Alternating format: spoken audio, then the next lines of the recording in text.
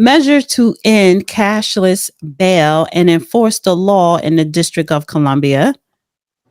Is that, and then it's also taking steps to end cashless bail to protect Americans, right? Okay. Where this whole thing started is not long ago, there was a bastardized switch in terminology. 20 years ago, you said cashless bail, and somebody would be talking about an ROR, release on your own recognizance. In other words, somebody is of sufficient character and connection to the community, so you don't have to put up a bail amount that he has to make, and to bond himself out, he'll show back up. Most people are familiar with that kind of situation when they sign off on a traffic ticket. It promises that you, in lieu of arrest, will appear in court to handle the matter, so they don't take you into custody. See, for most traffic offenses, they're actually subject to physical arrest, but when you sign that ticket, you are agreeing that in lieu of the police arresting you and taking you to jail in handcuffs, you will show up on your own. That's what we used to think of. And then the far left started doing this propaganda thing, as it somehow or another was discriminatory because people in better circumstances could get bonds made that the poor couldn't. But I never particularly noted that there was a caste or class thing on bonds, because you'd get people that for 4 generations, nobody in the family has a visible income, but they managed to post a bond because somebody's built up credit with a bail bonding company, and they put up 10% of what the bond is the premium for the bonding company, making itself liable for the bond. Put up a $25,000 surety bond, and that meant you had to put up $2,500 to the bonding company. That was their 10%. And they made the $2,500, but if the defendant didn't show, they'd send out a bounty hunter to go get them. And from an 1877 act of, well, not act, but ruling by the U.S. Supreme Court, a bounty hunter armed with the outstanding warrant or capias, which happens when somebody's been indicted, they have the right under American law to cross state lines while armed and to physically take somebody into custody and act as police and arrest somebody using firearms if necessary. And it was always interesting when a bonding company wanted a forfeiture set aside, and they would describe what they went through to take the defendant into custody who had jumped bail. There were interesting shootouts, and there was one that took place in a sewer that could have been a scene in a movie that I listened to. So, yeah, I mean, all kinds of things happen. Well, here's the thing though, because one of the reasons why he issued this, I believe, because if you remember, under the Biden administration, they got rid of In the other words, didn't have to post anything else, anything at all to get out. And you didn't have to qualify as a good citizen with sufficient ties to the community to and then be what released happened? on your own recognizance. And, Somebody's charged with robbery, so they just let them go. Come back to court. No bond, no investigation, no nothing. That's absolutely ridiculous. Like in some municipal areas, if it's shoplifting and it's under $1,000, we can't be bothered. Just let them go. and as Which a is kind result, of crazy. of that, crime doubled.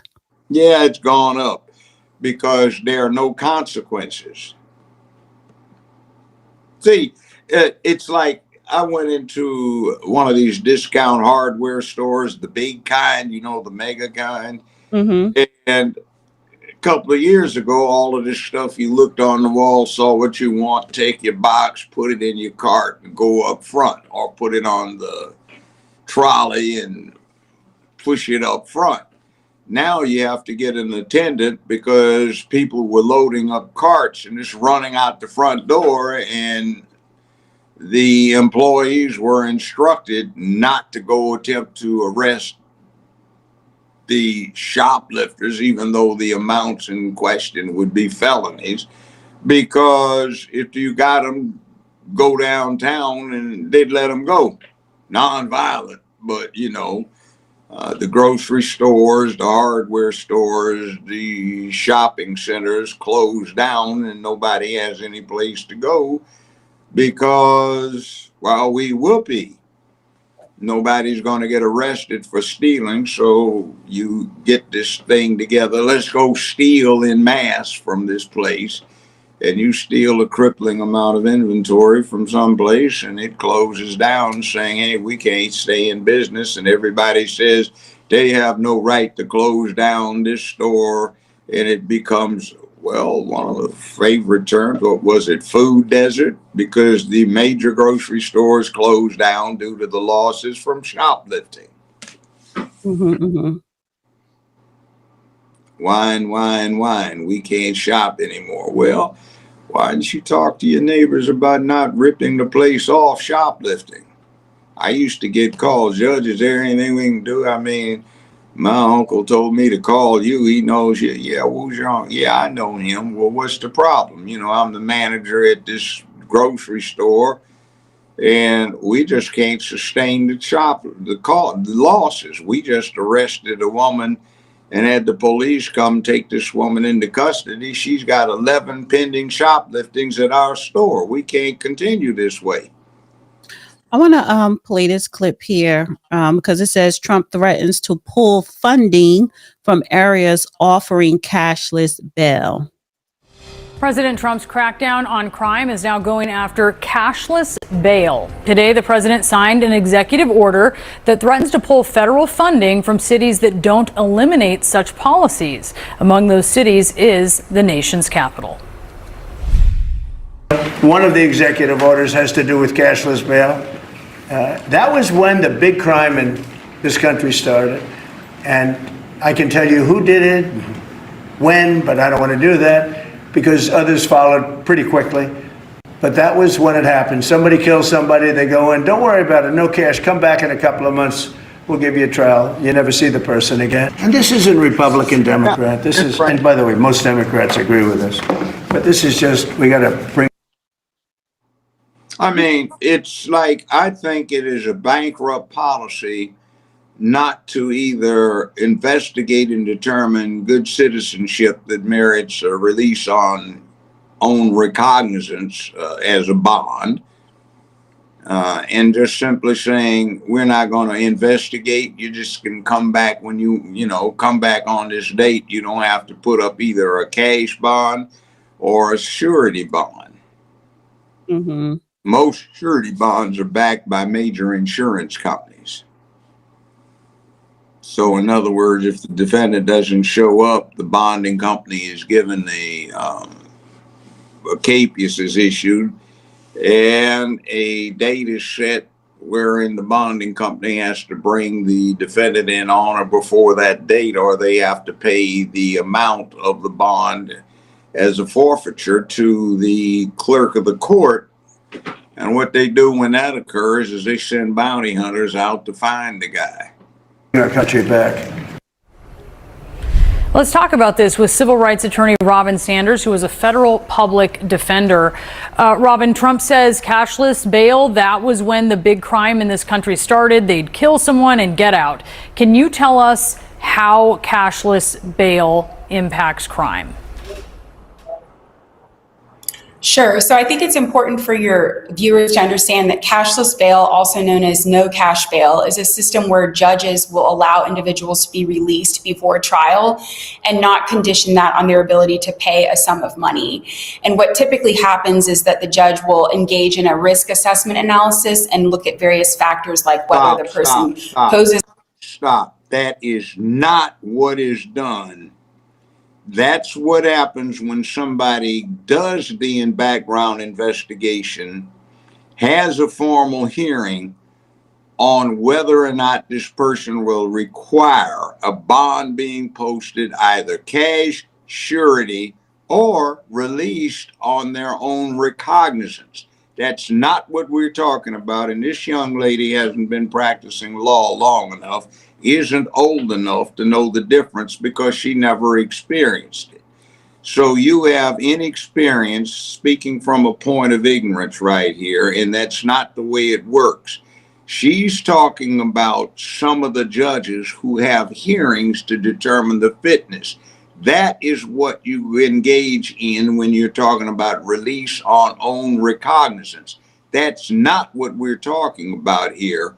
We're talking about when down at the city jail, down at the county jail, somebody's taken in before anything happens, before any hearing is had, somebody just automatically releases the person as a matter of policy without having to post a bond or being determined to be likely to show up and fit for a release on own recognizance.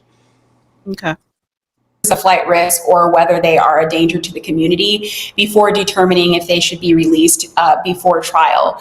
And the impetus for this is rooted in civil rights concerns, Brianna. Proponents of this policy say that if you don't have it in existence, what you'd have is a two-tiered system where wealthy individuals who are charged with the same offense will be able to be released pre-trial. Stop. She's speaking from a position of complete ignorance. Now, I have had people, haven't you been in front of the court before, ma'am or sir? Well, yes, sir. You've had 3 charges, right? We have a background on you, and you're trying to speak up for this person. And what you have is somebody making a $50,000 or $100,000 bond, and all of the sureties on the bond who signed off with the bonding company.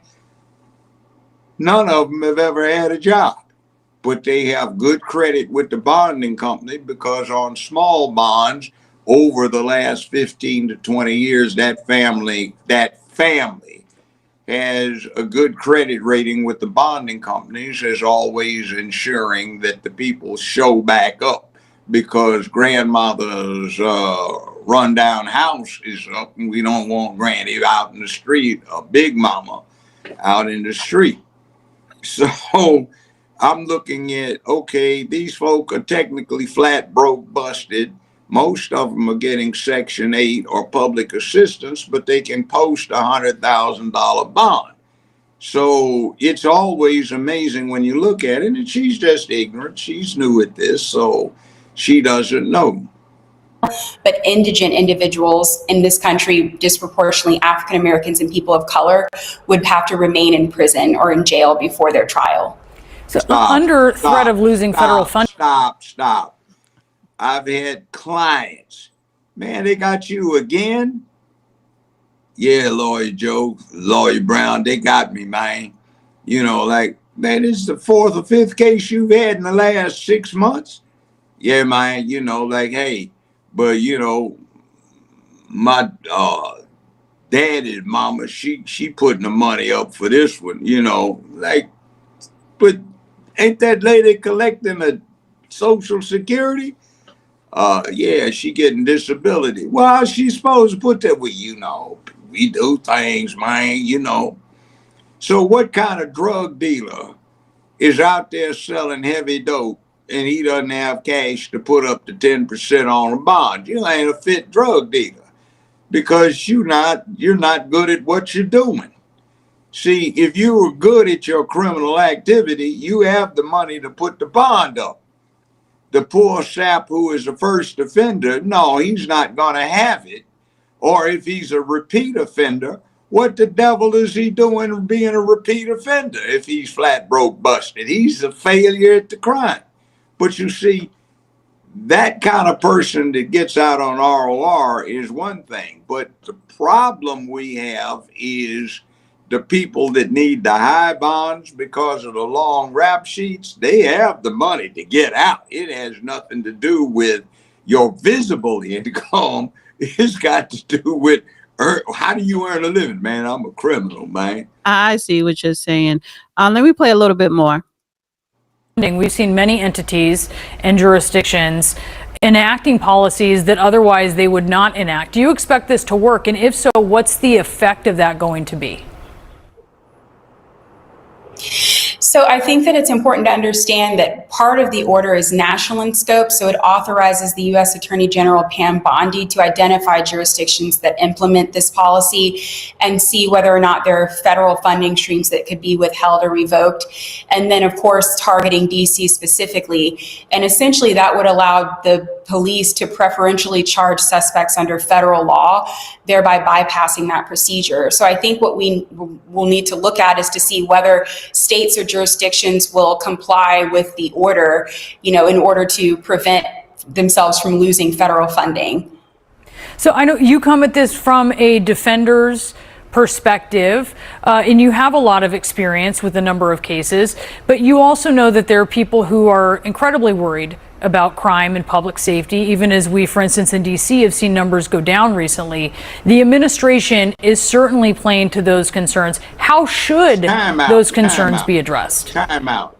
Crime in terms of the acts that constitute crime has not gone down. That is a far leftist lie. A lot of what was previously reported is no longer reported, so it looks like crime's going down.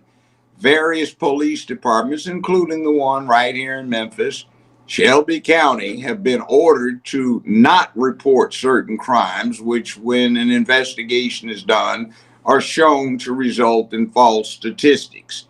Now, the next thing is, I'm saying this is a rookie.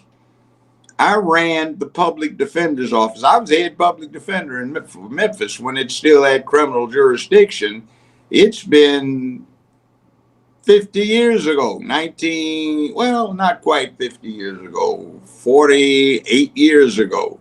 So I've been where she's been, but I was the boss, not somebody that was working under me like she's working under somebody. And I know how limited my experience was 48 years ago compared to what it is now.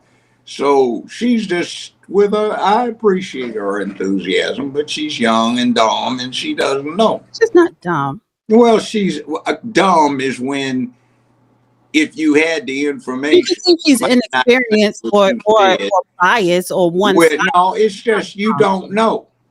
In other words, it's like taking somebody 3-4 years out of law school and you put them up against the Johnny Cochran. It's going to be a slaughter. Or somebody like me, it's a slaughter. Or somebody like Willie Gary, it's a slaughter.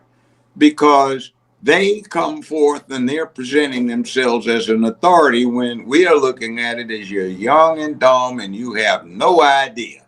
That's like, I just got out. I won my bouts in the Olympics, so I'm going to take on Muhammad Ali. Okay. Or I'm going to whip Joe Frazier. Okay. Or I'm going to beat George Foreman, and we're talking about when they're in their prime. Or I'm going to beat Mike Tyson. I don't think she's not. I get what you're saying, but she's not talking about that. Yeah, but she hasn't got that background. She's a civil rights attorney, so she's not old enough. Okay. See, what it is the video.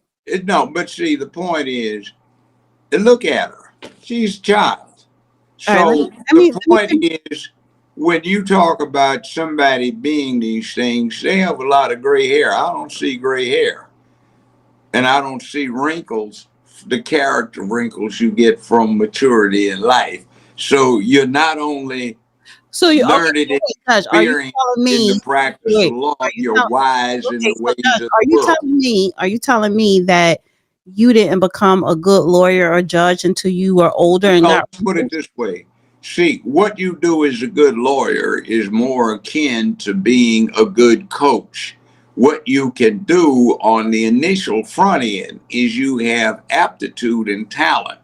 Most good trial lawyers have it from the front end, but you give them 15 years experience, 20 years experience, and they are a hell of a lot different in terms of what they can accomplish than 5 years out of law school. Now, let me finish playing it. I'm going to finish playing the rest of this video. Let me finish playing the rest of this video. Yeah.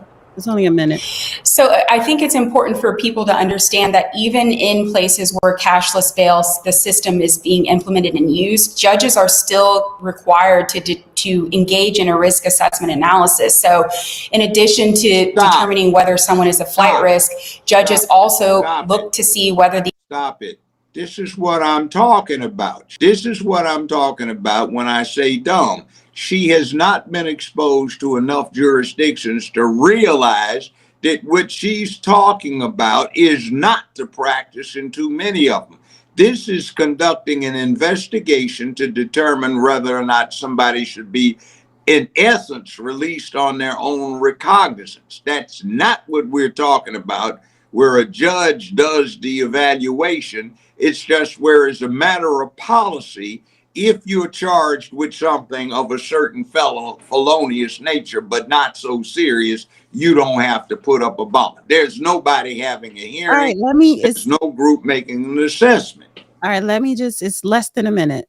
Okay. The individual does pose a significant threat or danger to the community before making a decision about whether they would be released pre-trial. So it's important for people to understand that even in jurisdictions where this system is adopted, judges are still tasked with making sure that the individual who is wanting the benefit of the cashless bail policy doesn't pose a significant risk or danger to the community. And if they are determined to pose that risk, then the judge will consign them to jail, as they await their trial proceedings. So it's a factor that judges consider. That's so much bullshit on the big scale, because that's not what the problem is. Some judge is taking the personal responsibility and accepting the accountability for making an assessment that somebody's likely to pose a low risk of flight. If that were the case, what would be going on is A, either the person is locked up, or B, they qualified for ROR release. Now, everybody does not qualify for ROR release, though they might qualify for a reasonable bond being set. So what's going on right now is, are you going up and saying this person's going to show back up because of their character and community connections? Yes, that would be nice. But everybody who is coming through the system does not qualify for that. So the Constitution says there shall be a reasonable bond, and that's long been interpreted as meaning just enough to ensure that you're likely to show up for the proceedings to be completed. Now, that's not what we're talking about here. This is a liberal talking point. This is CNN garbage here, where it is being put out to the American public. So when they get the real thing thrown at them, oh no, the judges evaluate these people to see if they're flight risk. That's not the problem. That's not the problem at all. And then what happened? Here, let me also include this, and that's not what has been going on, because particularly in the state of New Jersey, under the Biden administration, when they implemented this no cash bail, crime did go up, and what they were doing, especially with the illegal migrant influx, if people would get arrested, they would give them a court date with the promise that you're going to show up, and then you will be determined if you're going to get locked up or not, or whatever. But they will get locked up and probably stay locked up for a day or two, give them a court date, and release them. Yeah, but see, that's not even. And then what was happening? Those said people that were being released under the with a court date, they will go out and commit more crimes before their court date. Yeah. Now, what I'm talking about, what the issue is not what the federal courts do. It's what the state courts do.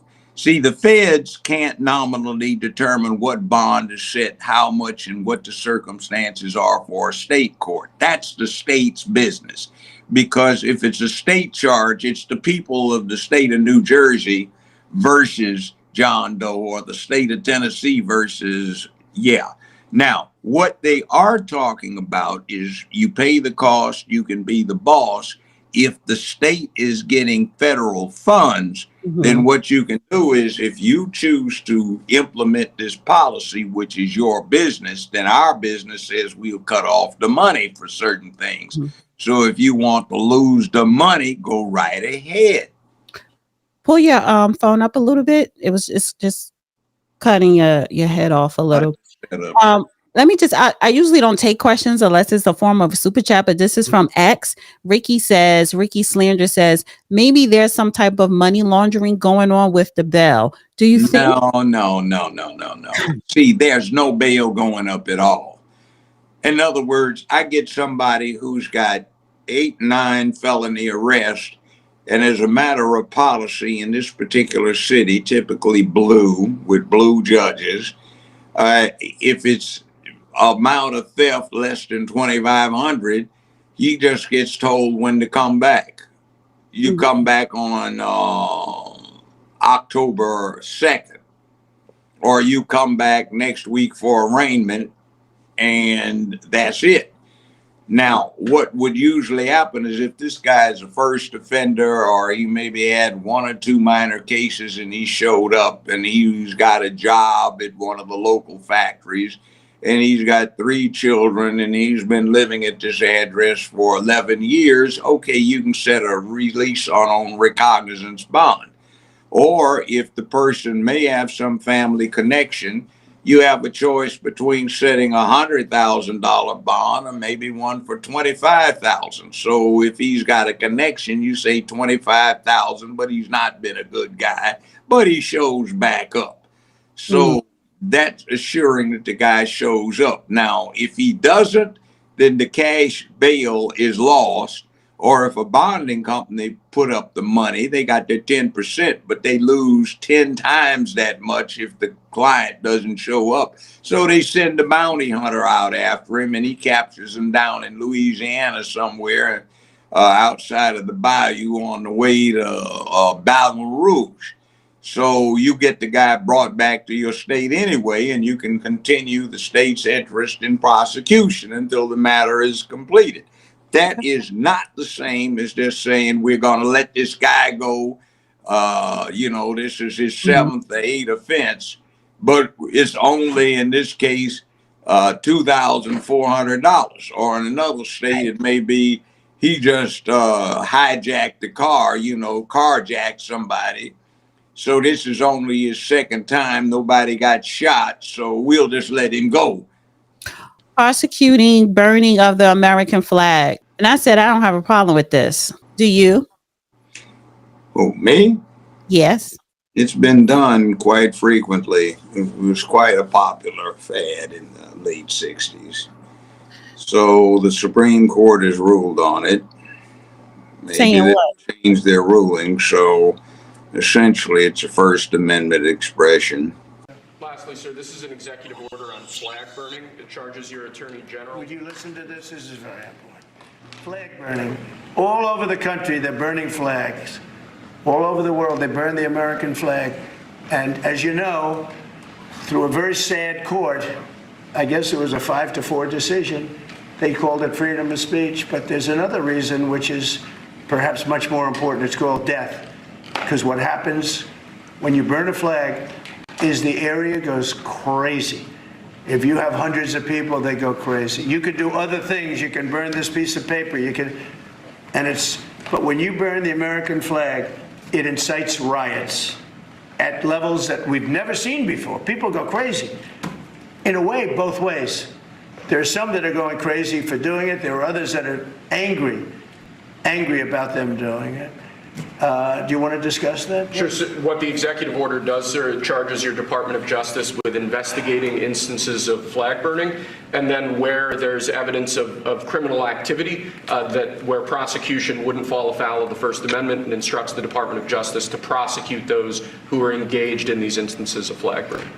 And what the penalty is going to be, if you burn a flag, you get 1 year in jail.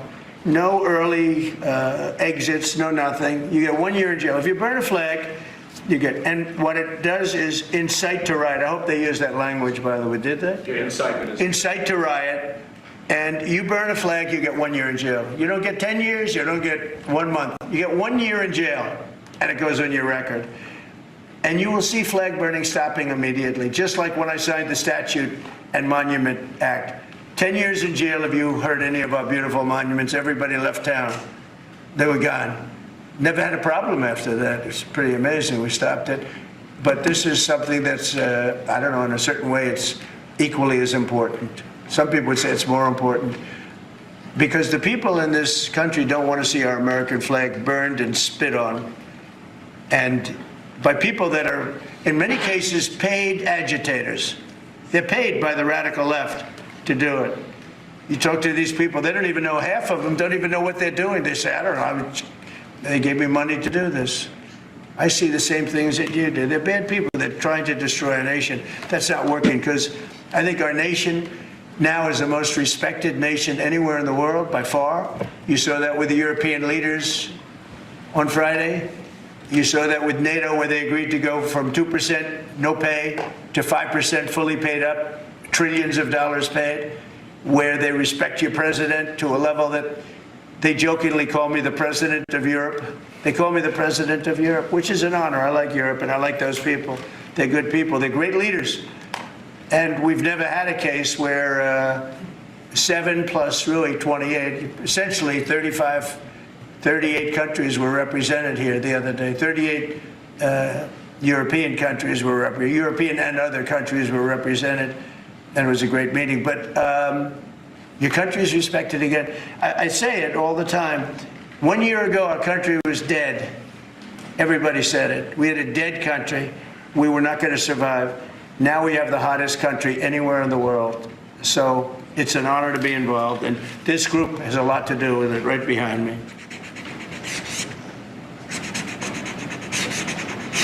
Does anybody behind me have?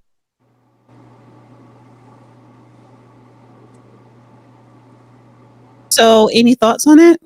Nice political theater, but flag burning is not as hot a topic as it once was. Used to happen quite frequently. And a lot bigger fuss was made about it one way or the other. They aren't as prone to public disturbances as they once used to be. There was an unpopular war going on. The Black Power movement was going on. The Brown Berets were doing their thing. Students for Democratic Society were doing their thing. It was a pretty volatile era. And actually,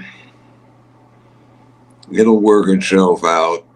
It's just that criminalizing thought, even if it's accompanied by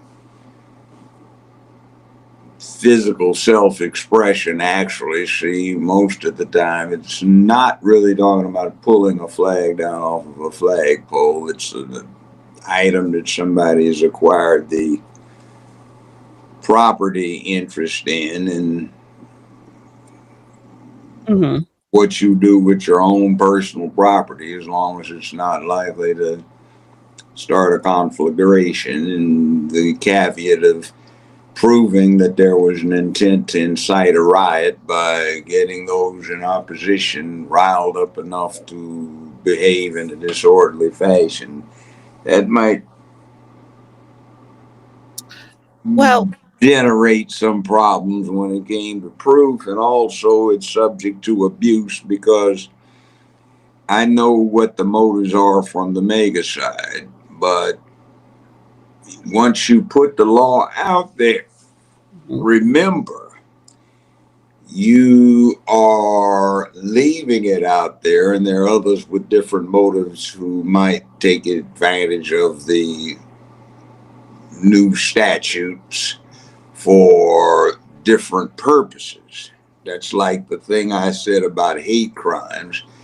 They have a nasty habit of coming back and biting the intended beneficiaries within about 2 decades. So, yeah.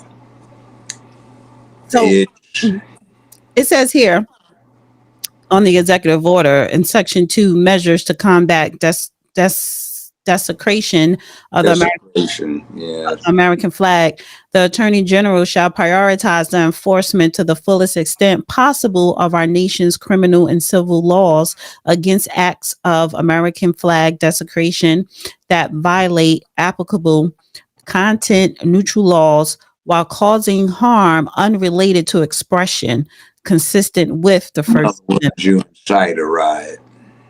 So as long as you don't, so if you burn the flag but you don't incite a riot, you won't be locked up. Yeah, but the point is when are you doing that with the intent of inciting a riot that gets stopped before the riot starts? And when are you doing it with the intent to just express something? So it is one of those things that puts one more ambiguity out there, and it's dangerous. Those who haven't actually dealt with it before may applaud one Right. way or the other, but there are some inherent dangers. Like, for example, let me give you one that's popular in law schools, or at least it used to be. An attempt to shoot the president is, of course, illegal, right?